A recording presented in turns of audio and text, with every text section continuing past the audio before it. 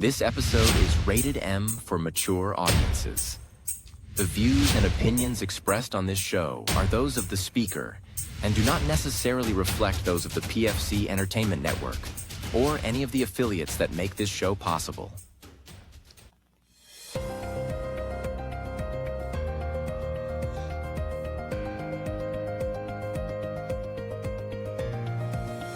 This is the Pure Fury Creations Entertainment Network. Where's the beat? And that's when you're on.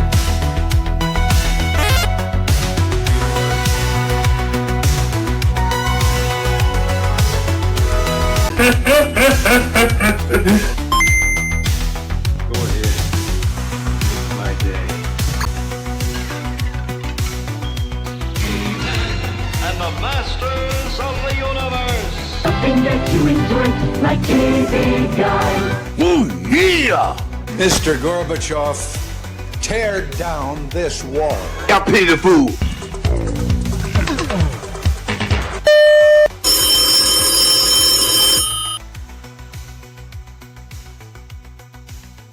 And we welcome you to another nostalgic episode of What the 80s here on the PFC Entertainment Network. Along with Jill Bain, I'm Jason Klaus. We certainly appreciate you tuning in here this week. And from the listeners' point of view, Jill, I don't know how many changes they're going to be able to see right out of the gate, but from my seat, we've already started unlocking some of the secrets that Riverside.fm has at my disposal as the producer of the show. And I'm pretty damn excited about it. I don't mind telling you. I upgraded my subscription is what happened here. And with that, it unlocked a lot of different features that we're going to be incorporating on this show and all of the shows here on the network moving forward. So we are kind of embarking in a new chapter for the network. I mean, so this show, I don't mind telling you, is going to wind up being the guinea pig of sorts, because this is the newest show on the network as it is right now. So I want this to be the one that I get to play around with. So there's a lot of changes coming to our presentation. So we just stand by, and of course, as always, we would love to hear what you, our fans, our listeners, our audience, we want to know what you think. We want to know what you like so that we can steer our product towards you. With that being said, it's great to see you. And how's things in your neck of the woods besides probably freezing your ass off on this on this day? Yeah, that's what it is. It's freezing my ass off. It's cold. I've got my heavy sweats on. I don't plan on leaving the house today to do shit. See, okay, now to peel the curtain back, we're recording this on Saturday morning, late Saturday morning. Mm-hmm. We usually record on Sundays, but I've got some stuff going on here later on tonight, so and I wasn't going to be available tomorrow. But I got up early, like I passed out early last night, which is weird because, you know, I'm a third shifter. My schedule is usually polar opposite than humanity's, but be that as it may. I passed out early last night. I got up early. Man, I got up. I started some laundry. Then I went and got my oil changed. I did this. But when I went outside, I had all these plans that I was going to clean out the truck and wipe everything down and vacuum everything. And it ain't fucking happening. I'm here to tell you that wind here today. Now, by the time this show drops, it'll probably be like 50 degrees and sunshine. And people are going to be there like, what the hell? Obviously, this was pre-recorded. Yeah. But we're not out of winter's stranglehold yet, is my whole point in this. Nope. The 40s we had earlier this week, that was our false sense of security. Mm-hmm. And I see we got 40s and 50s coming next week. So that's like round 2 of false sense of security. And you know what the bitch of that is, especially for you in the time of the day that you work, you're going to miss all of that. Mm-hmm. So that's a double slap right there. At Yeah. least from my perspective, if we can get this to like center on the weekends that we actually have off, Yeah. that would be such a mood changer right now. You know, Yes. you know, Yes. I remember being on second shift and it's a beautiful day. It's a beautiful day, and we're stuck inside the plant, and it's like fuck you off. I don't want to hear anything about anything right now, if I can be No. honest with you. No. I So get like that too. It's well, everything else good though. I see that Judy, your co-host on Creepy Soup, um, the other day that you and I talked, she had been under the weather, so to speak. She had mhm. gotten a hold of the ick, as it were. She Yeah. doing better? Yeah, she seems to be. I think what it is her schedule just is running her just so down. And like we haven't recorded the episode that's actually supposed to drop tomorrow yet. Mm-hmm. Um so yeah, her schedule has just been so crazy, and in the days that she has off, I'm not really available. Yeah, so it's just been so insane. So, but yeah, she is feeling better. Thank you. I'm glad to hear that. It seems like it's going across the board, and it did land within the network here late last week. As folks are listening to this, we were actually supposed to be on ONTV on Friday night, and the director of the show, the guy that actually puts us on the air, had sent me a message very early Friday afternoon saying that he had woke up sick and he was not going to be able to be there. So we had to cancel the show on ONTV and move it over here to Riverside. And then Brian Balf, during the course of that day, had gotten sick. Ugh. So he was out. So it wound up just being Sean Grugel and I doing Fatal Four Way on Riverside here, and it wound up. It felt more like an episode of the Hot Tag than it did Fatal Four Way, but we were able to do it, and it came out fine. And but yeah, it's Tim Sheridan, on the Sports Reel podcast. He's getting over some shit. He missed a bunch of work last week. Amy's been sick. I don't know. I'm not knock on wood. I'm fit as a fucking fiddle. I did have the beginning of the year because I had to use a VR day, and I was so unhappy about that. I did have something, and even the next day I wasn't feeling good, but I didn't want to use another VR day. So I had went in, and thankfully my group leader realized that yes, I was in fact sick as shit, and he sent me home. So Oh, that's good. yeah. That's good. For those out of the loop, and if you don't work where we work, you don't know what a VR day is. A VR day is a call in day where we Yep. can call in and not get in trouble for it and still get paid for it. That there's what vacation restricted, I guess, is the technical name for it, but it's a VR day. We get 5 call-in days a year.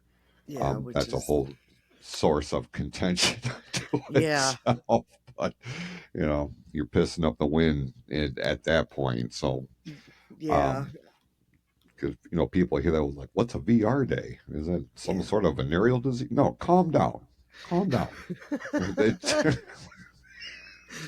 I don't know why why is it that when the letter V is very weird, because when anybody hears a word that starts with the letter V, unless it's like victory or something like that, like they already have a negative tone to like, where are we going with this? Isn't it weird?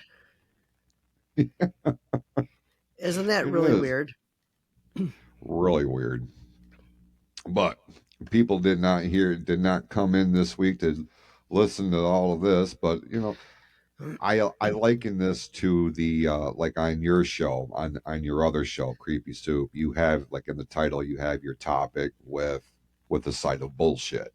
Yep. which I absolutely appreciate. Like, it really sets your show apart. This is the bullshit portion of what the 80s here. Yeah. You gotta ease your way into it. And, especially over on Creepy Soup, because like some of the topics get kind of heavy. So you Mm, gotta have a little bit of laughter before you get to the what the fuck. hmm Yeah, I just listened to the episode, and forgive me, I don't have the title in front of me, but um, you and Judy were discussing, I believe it was the tattoo parlor, Yeah. and just how many people at various stages of life were having massive heart attacks. Yes. And I was listening to that. I'm like, what in the actual fuck is going on here? Yeah.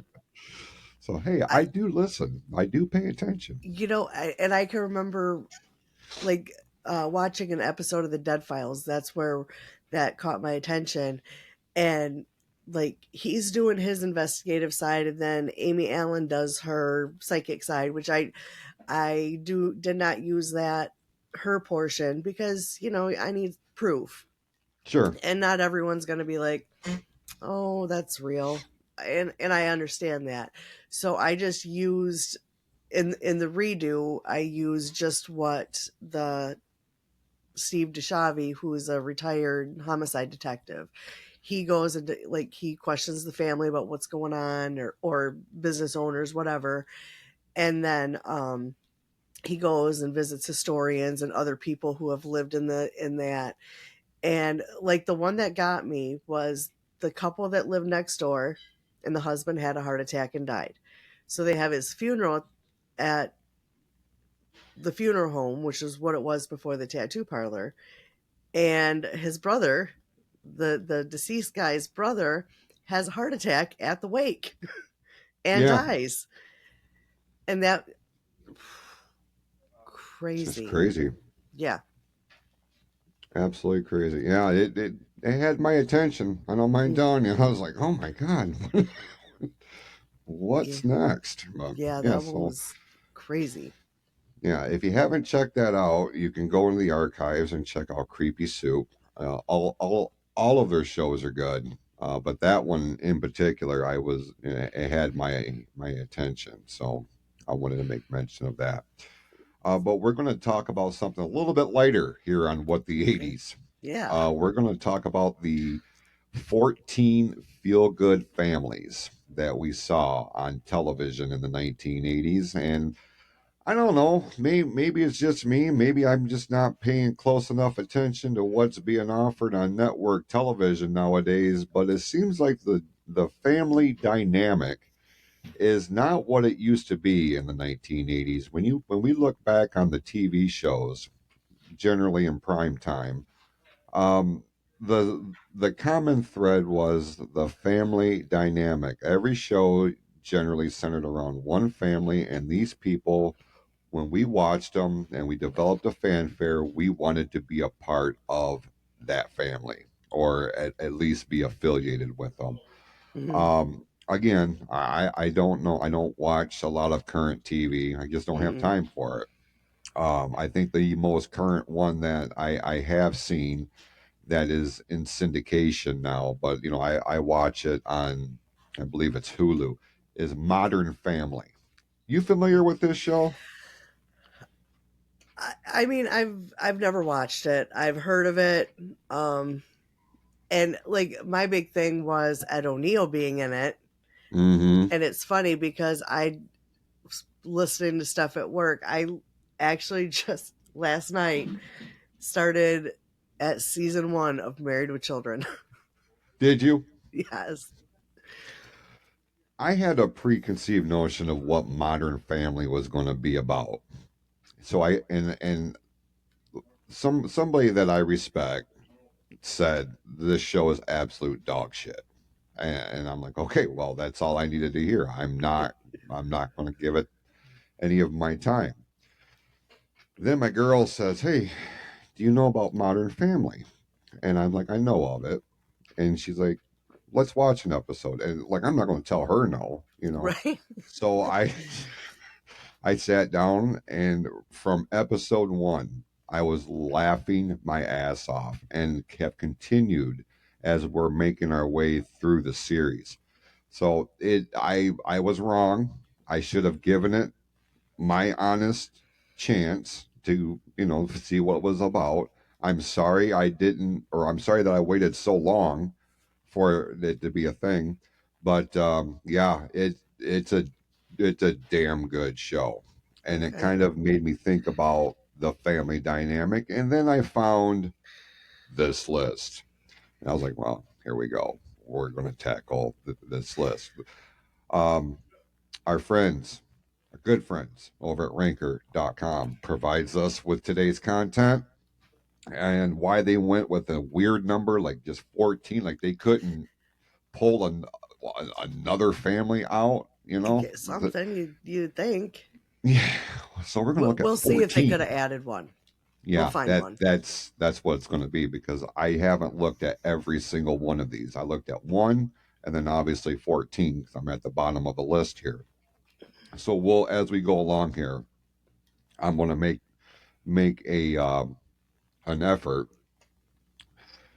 to kind of keep track of who we're talking about and who's been omitted. So maybe we'll put the 15th family on here. But according to Ranker's list, we're going to start at 14 with the Lawsons, who were the primary family on the show Small Wonder. Small Wonder is one of these shows that doesn't get enough love, in my view, Jill, about the father who makes a robot that looks like a young girl, Hmm. Vicky. And why this? I think this was a more of a syndicated show that I just got really super popular, because this I wasn't think on so. like Saturday morning, and it wasn't on prime time. I believe this was a syndicated show, but man, my brother and I could not wait for Small Wonder. Were you a fan? I remember watching. Like, I never knew when it was going to be on. Honestly, That's the problem. That was the problem. and Yes. when I caught it, I would watch it. It was always interesting. Like, I didn't go like, oh, this is so stupid. Because I don't know. I guess when you're a kid, it seems plausible maybe that dad could build a robot. That yeah, I like that show. I did too. I wish, like I said, I wish it got more flowers, because it was creative. It was something different. And the adventures that, for the lack of a better term, that that each episode had was trying to keep the fact that this child was actually a robot a secret. It was the premise of the show. Mm, Now the family, the Lawsons, had their own. The father and the mother had a son on that show, so he was like the brother to this robot. And just the whole dynamic. And of course, with most families, as we'll see here, they've got that one nosy ass neighbor that is trying to figure everything out. I think we're going to see that here later on in this countdown, and if it is on here, I will make mention of it. 13 on this list is the Strattons. Now, as a kid, I wanted to be part of the Stratton family, as seen on the show Silver Spoons. Ricky Schroeder was what every kid wanted to be. His dad was rich, big toy company. You look at their house; it looked like a goddamn arcade. They had the train track that ran all the way around the living yep. room. I mean, Silver Spoons was where it was at back in the day. Were Yes. you a fan? Uh, I was a fan of Ricky Schroeder, No, so of course you were. yes, yes, I watched it, and it's so funny because I remember when Fresh Prince came out, thinking Carlton looks so familiar. Where do I know Hmm. him from? Yep, Silver Spoons. yep, Yep. He was the best friend to yep. Ricky Shorter. Yep. It's it was just, it was a goofy show. It was a silly show, but every Mhm. once in a while they would tackle a real heavy topic, like most of these shows did. But this is where we got to see the fun-loving dad, who is a millionaire on the show, Mhm. actually get brought back down to earth by real life shit. You know, Yep. to be a dad, because I believe, if I'm not mistaken, 'cause it's been a minute since I've seen this show, Ricky Schroeder's character's parents in this were divorced, Mhm. and he went to go live with his dad. And eventually, his new girlfriend, who was like an assistant of his at one time or another, but Yeah. I think that was the first time at that age that we had seen a show where divorce was depicted in a way that it registered. Like, oh wow, his parents are not married anymore, you Yeah. know, and he's got this new girlfriend and all this other stuff. But kind of what led to the charm of the show, I feel like. Yeah, because it was different. Most definitely. You want to talk about different? This is a perfect transition. The family dynamic in the 80s, generally, at least where I grew up, it was mom, dad, kids. Hmm. Um, and a lot of that was what we saw on these primetime sitcoms and things of this nature. Then Webster comes out, and Webster really changed the game in a lot of ways. The Papadopouloses were Which is fun to say. it really is. George, who is our AR at on our shift at work. That's Oh what I yeah, call George. that's yeah, like George Papadopoulos. Just he's like, what is that? I'm like, and I had to tell him what it was. I'm like, I just like saying it because it's a fun name to say. It is. It really is. Um, this show was set in Chicago from '83 to '89, and you had real life married couple Alex Karras and Susan Clark. Um, they they gained custody of Webster, who is an African American boy, Hmm. and it was the one of the first times we can liken this to Different Strokes, Yep. several years earlier, where we started to see a mixed dynamic between races. And at a time where racial tension was still very much on full display, Yeah. it was shows like Different Strokes, and especially here with Webster, that had people really rethinking their approach. You know, it is not, it should not be, let me say, it should not be based on what the color of the skin is, but what's happening within. Yeah.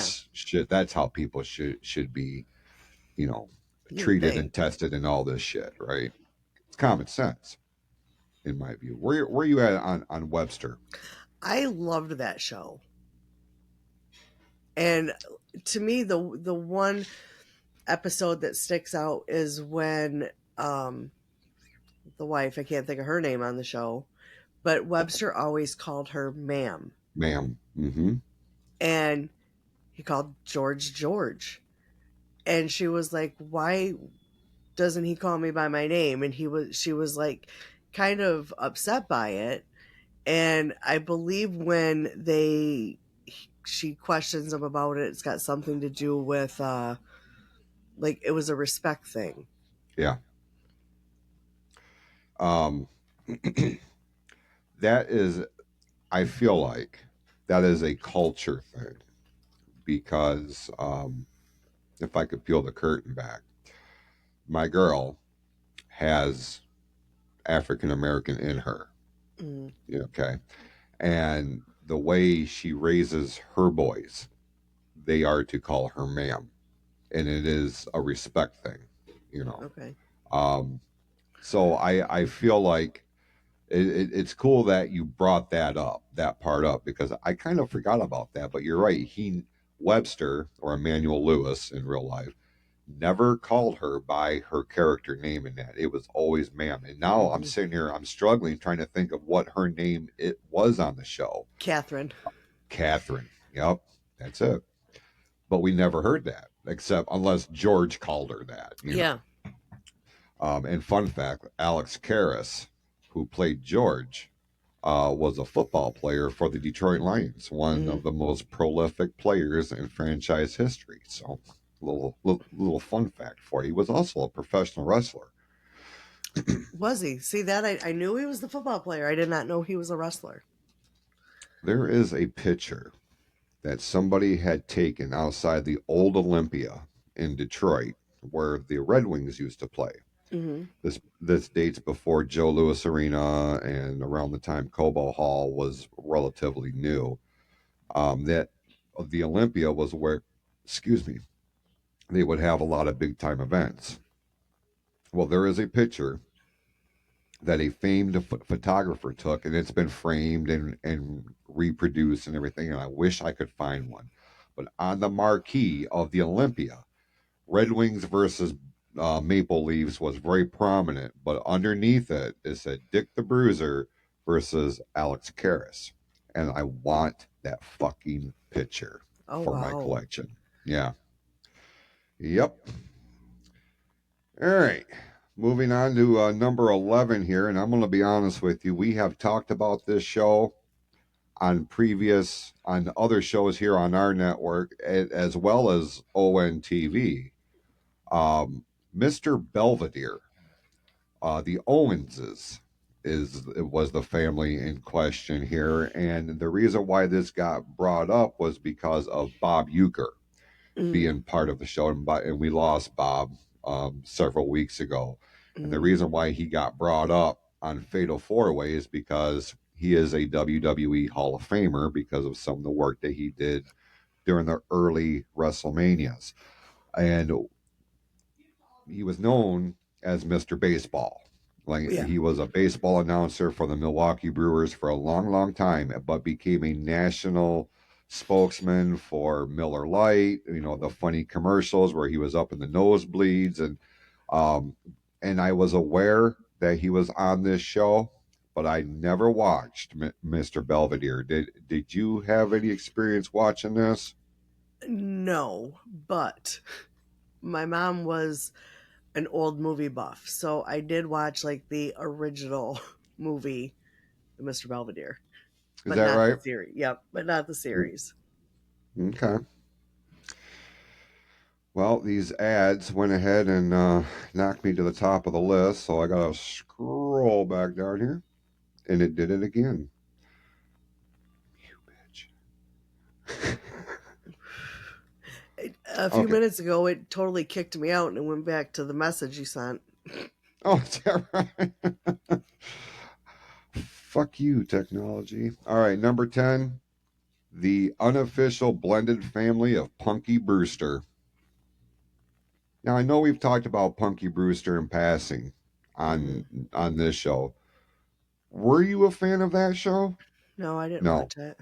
Yeah.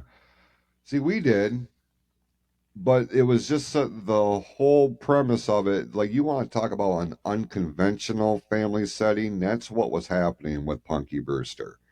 So I think that's why I never really looked at this as a family comedy, even though, I mean, it was a sitcom and it's centered around this entertaining, funny young girl and her caretaker, who was quite a bit older than she was, like could have been her grandfather.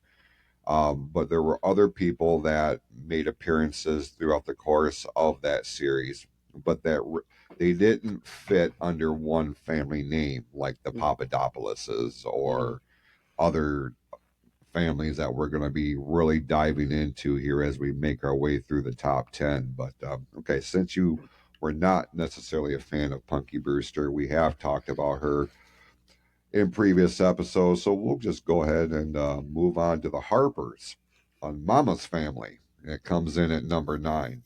I was late to the party on Mama's Family, I don't mind telling you. Same. It was in syndication that I saw it, and I'm like, oh my god, this is a funny fucking show Yes. because Vicki Lawrence, Mama, Uh-huh. was in real life quite a bit younger than the role that she played, but I knew her from Hollywood Squares. Mm-hmm. She was oftentimes the center square.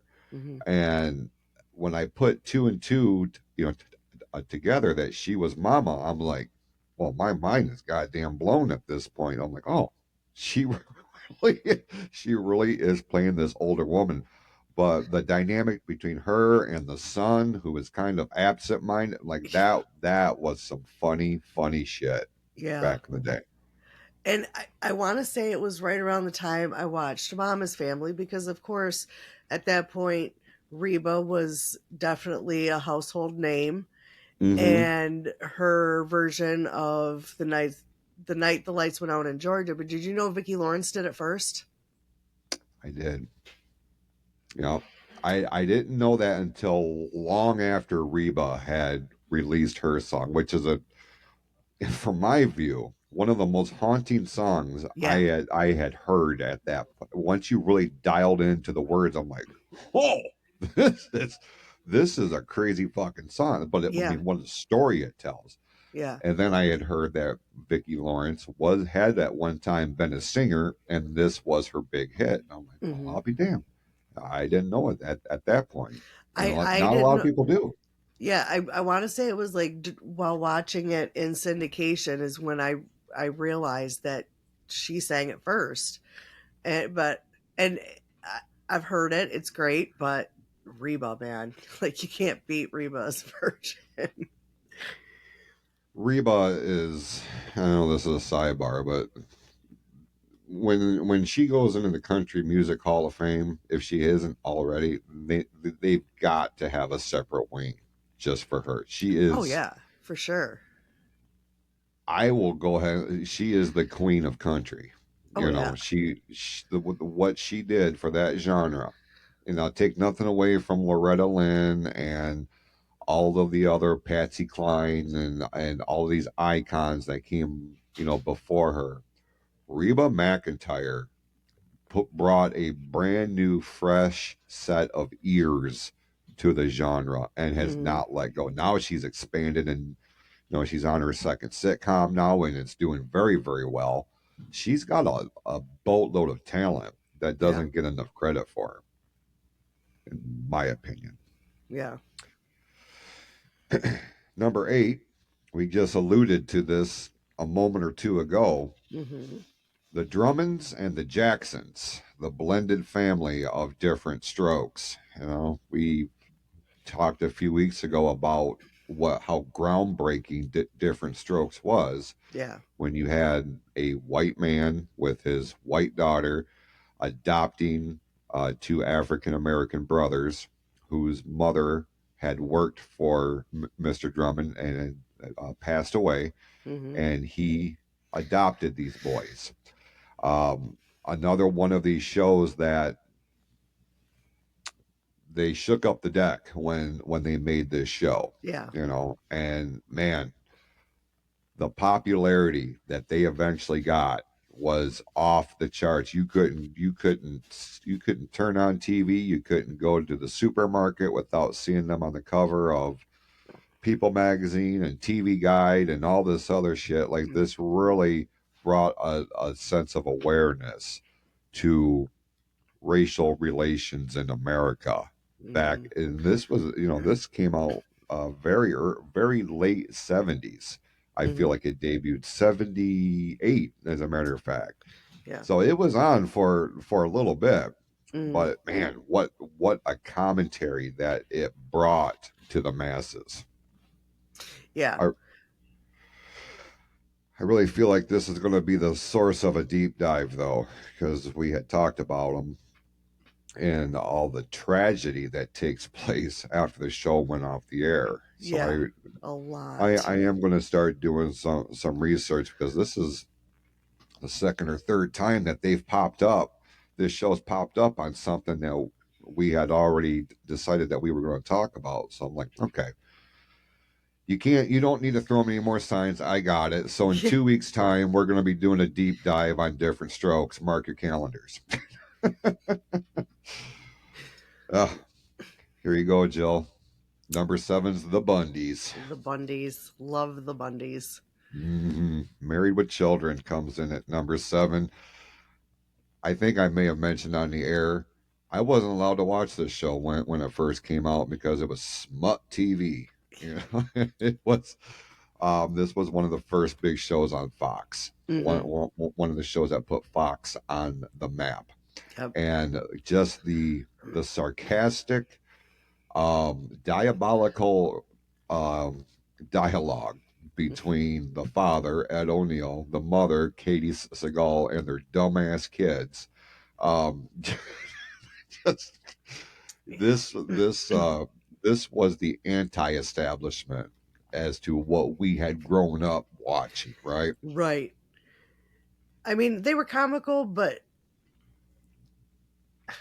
I guess for me, they were more realistic than like a Huxtable situation. Mm-hmm. Yeah, like I'm the baby. I have 2 older brothers. We fought like Bud and Kelly. Like it wasn't all like hugs and kisses and no, and even now it's still fuck you, dude. Like I just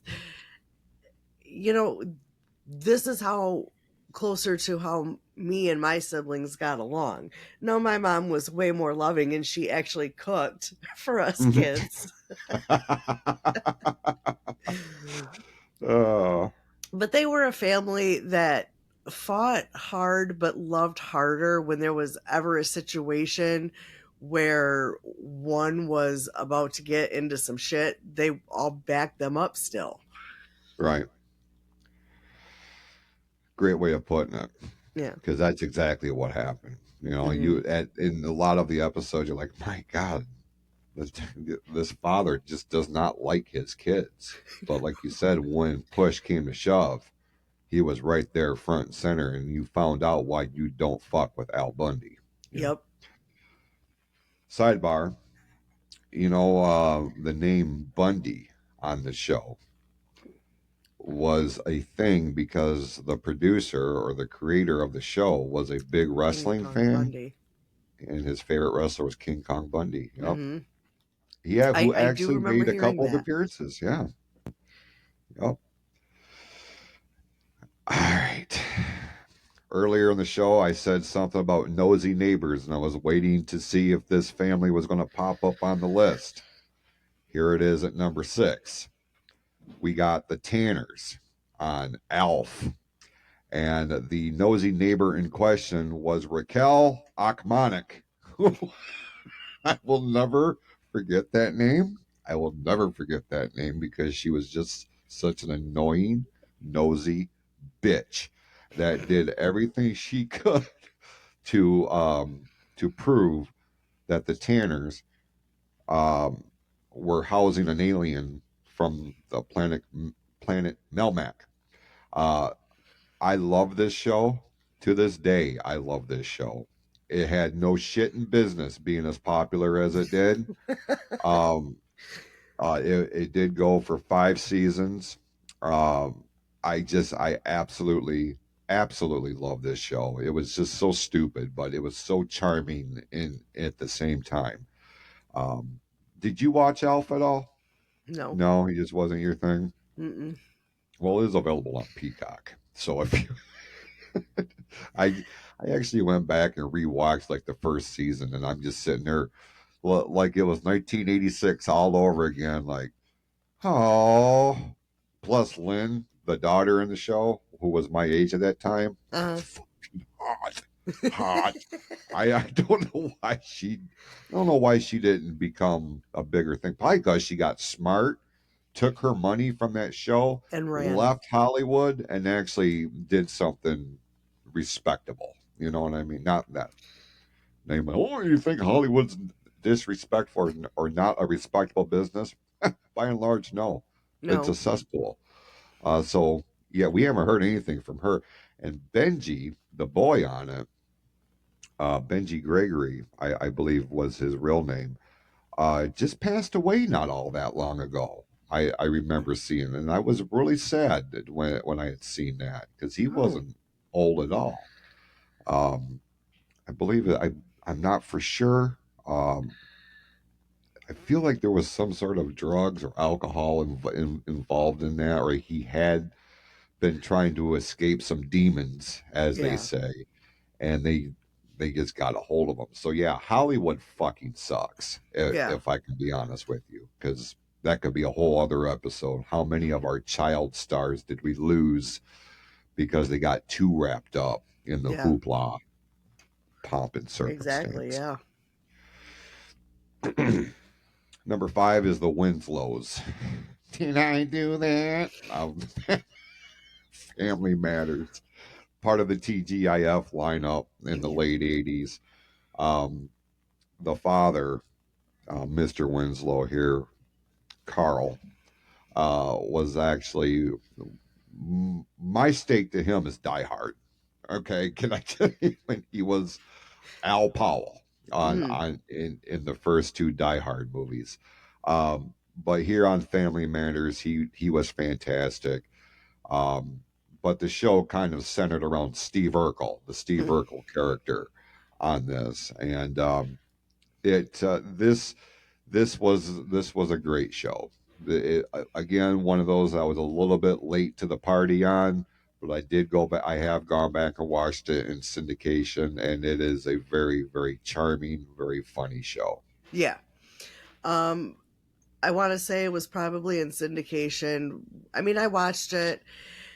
Um, Obviously that was bef- like it started before Judy was born, but as she got a little bit older, she started watching like the TGIF shows, and I want to say this was like the tail end of this show when she really got into it. Hmm. Yeah, there's always going to be a place at the table for the Winslows, that's for Hmm. sure. You talk Yes. about the TGIF lineup. Like there was, a number of shows in that block that became part of pop culture. Hmm. Some of the families, some of the shows didn't resonate the way other ones did. Like I forget about the show Step by Step Hmm. was part of that with Patrick Duffy, I believe, Yep, and was in Suzanne that show. Summers. Yep. Yes. Um, it's not generally one that's remembered a whole lot when you look at the TGIF lineup. You're looking at Full House. You're looking at this one here with Family Matters. Those were the two, I guess, growing pains too. They were a big deal, but I don't know if growing pains was necessarily part of that TGIF lineup. Yeah, I'm not. I'm not. Sabrina, I'm not sure. But I know, like later on, there was Boy Meets World, yeah, and there was like a reality. I think it ended up going over to MTV in later seasons, but Making the Band, and it was basically they were trying to make another boy band, and it was the same dude, and the one guy was like a front runner. He left and actually joined like um the country version of a boy band, and they had like okay. one hit song. Isn't that how it usually works, though? Yeah. All right, number 4. And I'm a little bit surprised that this landed at number 4 and it didn't land at 1 or 2. It's the Yeah. Huxtables Hmm. on the Cosby Show. Um, we've said on previous episodes the Huxtables became America's family for a long time. Bill Cosby became America's dad, wrote a book called America's Dad. Hmm. Um, so I really felt like, back in the 80s, Thursday night on NBC was must see TV. Yep. And this is what set the table for it. The Huxtables have been celebrated and they have been condemned. This is unrealistic, is what we were told. There's no way this family dynamic can be a thing in real life. Yeah. To which my argument was, it could be if you applied yourself and quit, feeding into everything that could go wrong and rise above that. Like I remember picking up on that while this show was going on as a kid, Yeah. because we heard all the bullshit. This is unrealistic. There's no way an African American family can be this successful. What the fuck are we talking about right now? How Yeah. can you make such a statement like that? You're feeding into this bullshit narrative, because while this was a TV show, it was also inspired by real people. Hmm. Bill Cosby being one of them. Now, I say that, I mean, like, well, he turned out to be a piece of shit. Yeah, he did. But back then, the man hung the moon. You Yeah. know, there was there was nobody bigger than Bill Cosby in the mid to late '80s. Yeah. All right, where you at on the Seavers? Growing Pains, which comes in at number 3. I remember watching it when it was initially on, and like all my friends just loved Kirk Cameron, and I thought he was so fucking ugly, but I loved the show up to a point. And then it just, like, then the daughter got overly whiny and I lost interest. They really started tackling real heavy topics Hmm. towards the latter part of the series. The last couple of seasons, especially, they really didn't they bring another kid into the show too, and it wound Yeah. up being 4 of them. Yeah, Um, because it started with just the two, and then they had the daughter, and then Leonardo DiCaprio. They brought that's him who it on, was. but I don't. I Yeah, think it was like an adoption type thing, or he was a nephew or something like that. yeah, something. They brought him on. Yeah, that's probably why it bothered me so much. I think even back then, I had this disdain for Leonardo DiCaprio to that lasts to this day. Okay. Now, I'm right there with you. I'm not sad he didn't survive the Titanic. that was the best part of the movie where he was frozen to that ice. Going to hell for that, but I don't Yeah, care. you were Um, reading my thoughts because I was thinking the same thing. this was one of the things that with growing pains, especially like I said during the latter part of the series, that they started tackling real life shit. In real life, behind the camera, Tracy Gold, who plays the daughter Carol Hmm. on the show, was going through bouts an eating disorder, I believe, bulimia. I think she came out and said that she was suffering with that. They actually took her off the show for a little bit, tried to Yeah, get her some help, and I think that's why they brought in Leonardo, it was might have been. to fill that void.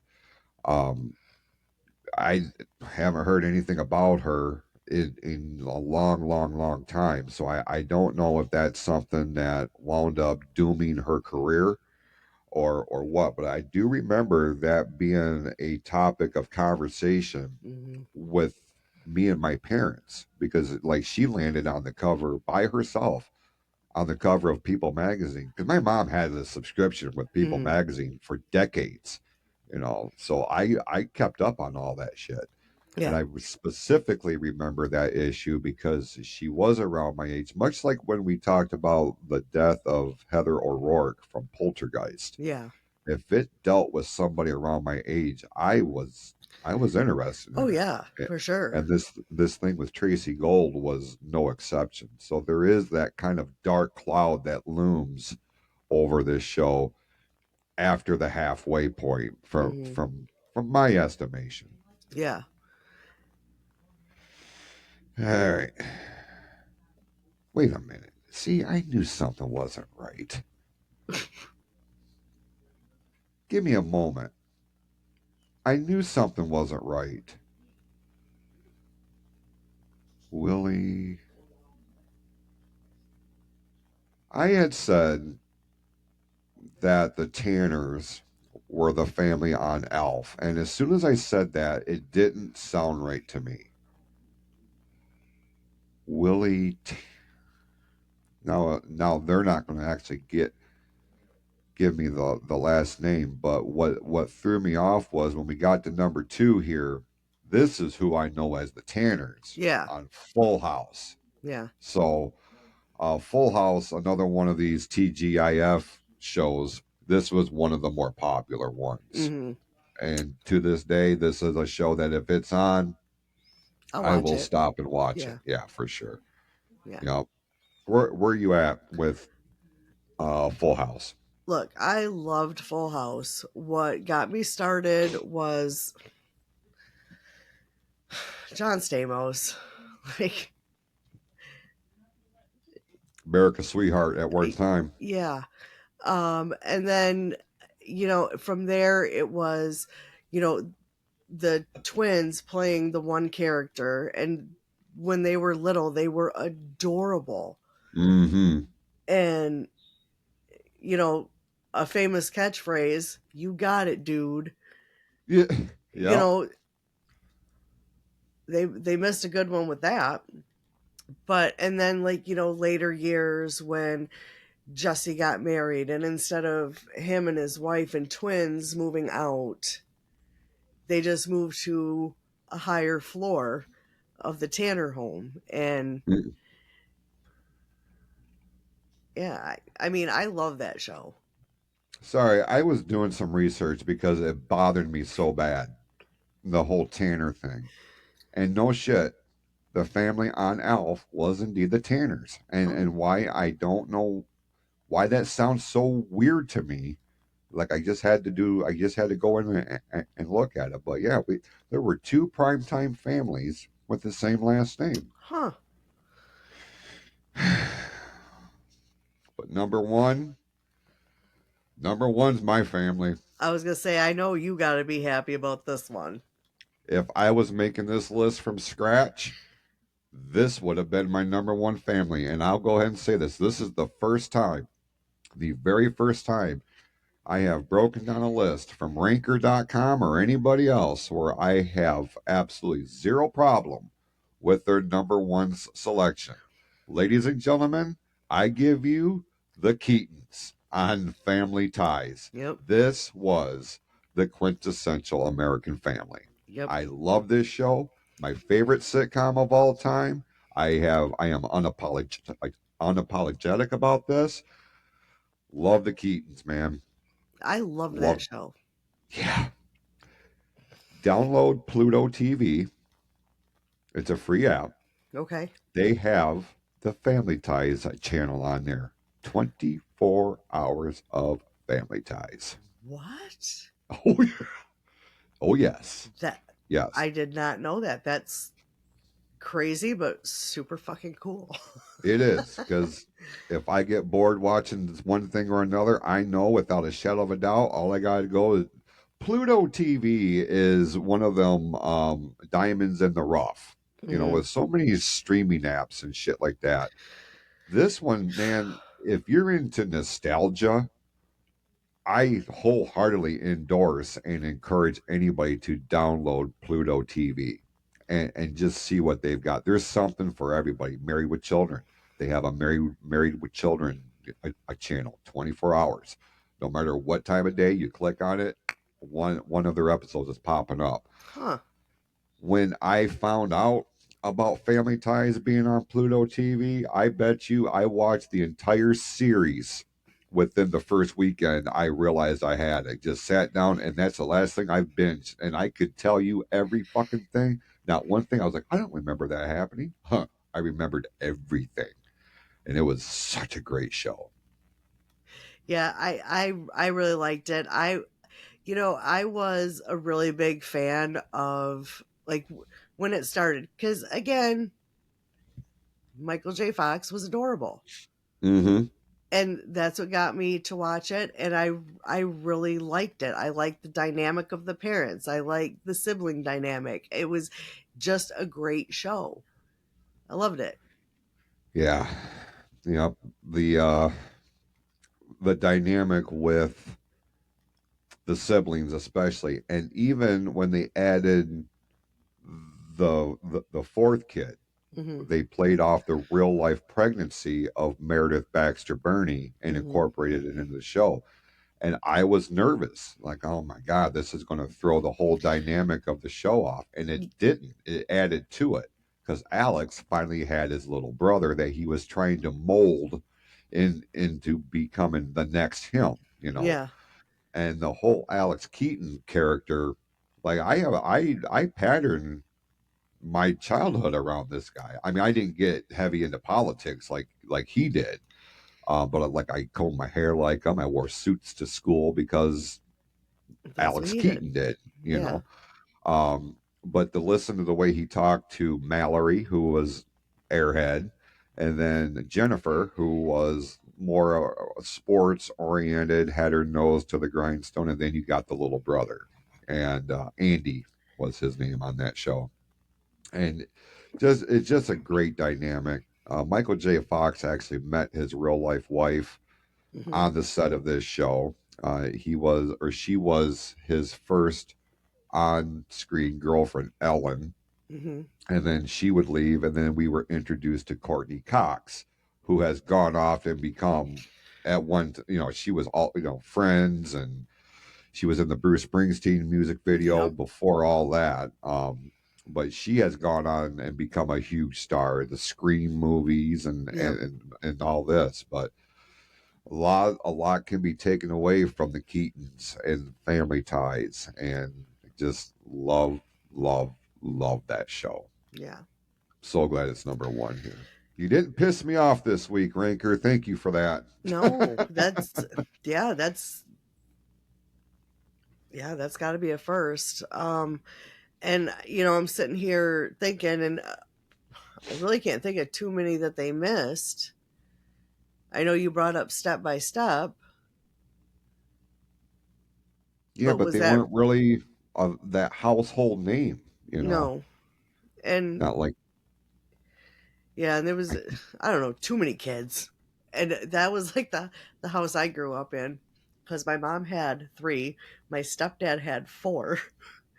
mm. So yeah, no. Yeah, I'm sitting here thinking, okay, what's a prominent TV family that from the 80s that didn't make the list? And I'm like, oh, it's the Taylors from Home Improvement, but they didn't come in until the They were very early 90s. 90s. Yeah. So you can't really include them. But same thing, they really I have another reason for my attachment to Home Improvement, even though it's a 90s show. It's one of the few sitcoms that my father actually enjoyed. Mm. So that's the one show that he and I sat down and watched every week. And because my dad's always building shit. Mm-hmm. He's very, very intelligent, very handy. Um, Out in his workshop, he's got every tool known to man, and if he doesn't have it, he could probably fucking make it. But the whole dynamic of Tim Taylor, and he really gravitated towards that, and like the shit was funny, Oh yeah. but to see him laugh and to hear him laugh, which didn't happen a whole lot, if Yeah. I can be honest with you. That's why that show means so much to me, and it's one of those that if I do see it's on, I'm tuning in and I'm watching it Yeah. for that very reason. Yeah. I do like that. Excuse me. I do like that show. I can remember that was on I I had fucked up in school and had to take some extra night classes, and so I went to a school, and now this is how long ago it was, but there was a student lounge and you could smoke in there. Holy shit! Yeah.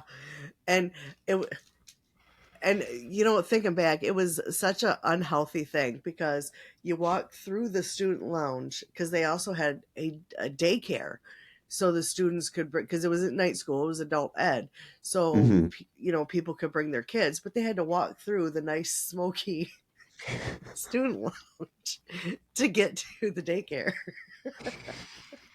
Oh my goodness, that's fun. Yeah, That but was I do remember, like, and being adult ed, they were a little more lenient if you're late or you just get up and go to the bathroom kind of thing. Um, but I would always be late whatever night Home Improvement was on because I had to finish that.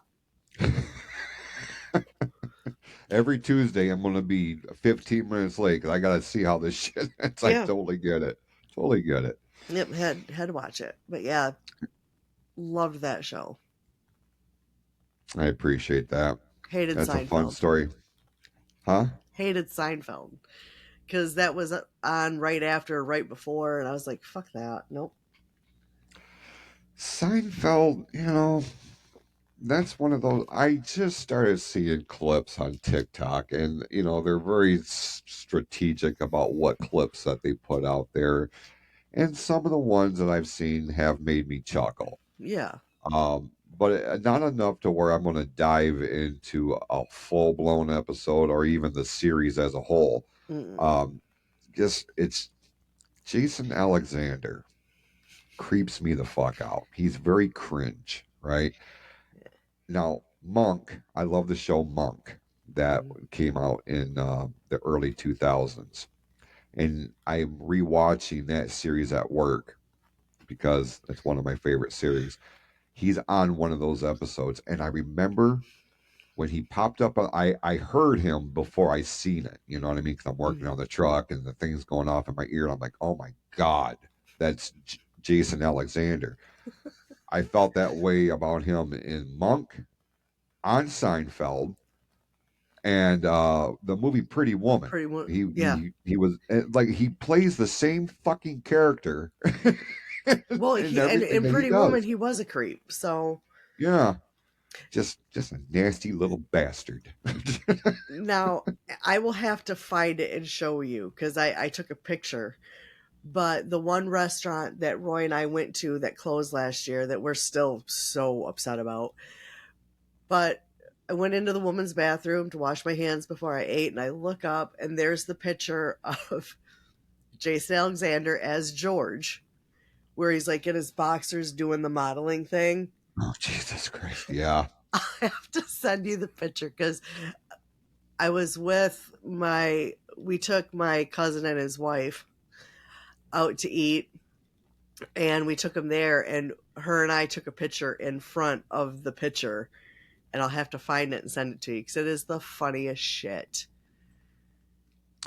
Yeah, do that because I enjoy a good chuckle. I don't mind telling you. So yeah, I'd like to see that. All right, this was this was a decent list. I It am not was. pissed about it. Yeah, I'm not. No, it was a good one. I think the only exception that I took was the ranking of the Huxtables. I felt like they could have been the number two spot. But other than that, I was down for this. This was a good. I'm glad that they incorporated the Bundys. Because they were the only show on Fox that was represented in this list. Most of these came from NBC or ABC. Mm-hmm. Um, I don't Christ, I don't even know if CBS is represented, but by God, the Bundys are on here, so Yeah, it's okay. that makes It's the all right. list all right in my book. Yeah. All right, we're going to go ahead and start winding this episode down. We certainly appreciate everybody tuning in and joining us on this fun ride of nostalgia and looking back on some of the feel good families of the 1980s. If you haven't done so already, we encourage you to check out the online stores from our network, pfcstore.printify.me or pfcspring.printify.me. I've gone ahead and placed my order. I know you're trying to. We had a little bit of a design hookup or a hang up, I should say. I'm thinking I've got that rectified. So go ahead, Jill. Try to place that order, and um, uh, I didn't get a timetable as to when my shit's going to get here, but I know it's going to be one of them things where they're not all coming from one spot. It ain't going to all Yeah. be in one box. So that part kind of sucks. But if the quality is there, I will STFU and just enjoy it when it gets here. So looking See, forward that's to my it. thing. It's like you get a box here, you get a box there. It's like special Christmas. Yeah. Yep. For sure. Hey, you got Marchmas that's coming up here Yeah. pretty quickly, Yeah, don't I you? gotta start shopping for that because Yeah, I thought about that on Friday night when or Thursday night when I went walking into work, and I don't know why I thought about it. But I was, well, because of what that day was for us. I don't have to go into detail. But I was like, Jill's got Marchmas coming up now. yeah, We're March doing Madness. our own little Marchmas here later on today, which is why we're recording this, a day early. But be that as it may, um, we do appreciate everybody tuning in, and we will be back here next week with another episode of What the 80s.